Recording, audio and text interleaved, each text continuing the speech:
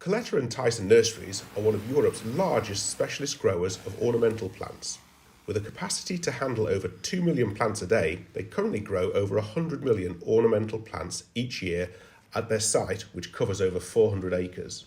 In recent years, they've invested into world-leading automation technology and wanted to take their next step into the future. So when John called and asked if our XAG drones could apply their springtime application of Q4 shading agent to their greenhouses, it sounded like an interesting challenge. When we arrived on site, we mapped out the first greenhouse for shading, filled up the drone's 20-litre tanks, and set it going. After a couple of trial runs, we soon settled on a spray spec that gave us a good, even coating. We were using a 1 to 9 mix of Q4 shading agent applied at 600 litres per hectare with a droplet size of 285 microns with a flight speed of 4 kilometers per hour at 2 meters above the glass. This 1 hectare greenhouse would use 600 litres of mixed agent and take about an hour to cover.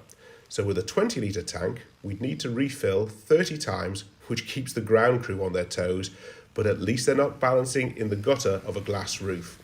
When the tank runs out, the drone automatically heads back to its takeoff point for a quick tank swap, then it's straight back to work. In between tank fill-ups, we did some quick calculations. The drone will get the job done in a quarter of the time it usually takes and will use less than half the amount of Q4 shading agent.